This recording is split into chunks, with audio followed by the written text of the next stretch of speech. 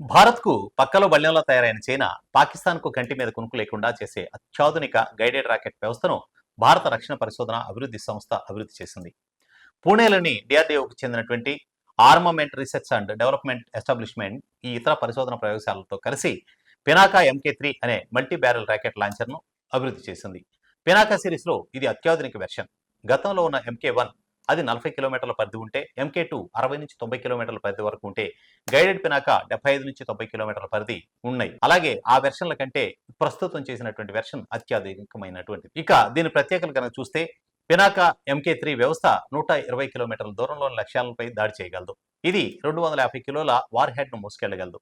శత్రువుల కమాండ్ సెంటర్లు, బంకర్లు, సరఫరా కేంద్రాలను నాశనం చేయడానికి ఇది సరిపోతుంది. ఈ రాకెట్ వ్యాసం 300 మిల్లీమీటర్లు. ఇది పాత 214 మిల్లీమీటర్ల వెర్షన్ కంటే పెద్దది. దీనివల్ల ఎక్కువ ఇంధనం, అధునాతన గైడెన్స్ వ్యవస్థలను అమర్చడానికి వీలవుతుంది.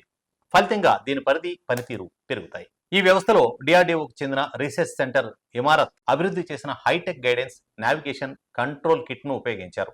ఇందులో లేజర్ గైరో నావిగేషన్, మైక్రోస్ట్రిప్ యాంటెనాలు ఉన్నాయి. ఇవి 10 మీటర్ల కంటే తక్కువ సర్క్యులర్ ఎర్రర్ ప్రాబబిలిటీతో అత్యంత ఖచ్చితత్వాన్ని అందిస్తాయి. పాత ఎంకే1 సిఈపి సుమారు 500 మీటర్లు ఉండేది. పినాకా ఎంకే3ని ఇప్పటికే ఉన్న పినాకా లాంచర్ల నుంచే ప్రయోగించవచ్చు. ఇది అదనపు ఖర్చులను తగ్గించడంలో సహాయపడుతుంది.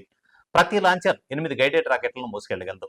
కేవలం 44 సెకండ్లలో విధ్వంసం సృష్టించగలదు. పినాకా ఎంకే3 అభివృద్ధి కీలక సమయంలో జరిగింది. చైనాకు చెందిన పిహెచ్ఎల్-3 దాని పరిధి 70 నుంచి 150 కిలోమీటర్లు, పాకిస్తాన్కు చెందిన ఏ100 దీని పరిధి 120 కిలోమీటర్లు. దూరదర్శన్ రాకెట్ వ్యవస్థలు భారతదేశాన్ని తన సామర్థ్యాలను పెంచుకోవడానికి పురుగొల్పాయి. ఈ ముప్పులను ఎదుర్కోవడానికి 2021లో భారత సైన్యం పినాకా వ్యవస్థ 120 కిలోమీటర్లు, 300 కిలోమీటర్ల రేంజ్ వేరియంట్లకు ఆమోదం తెలిపింది.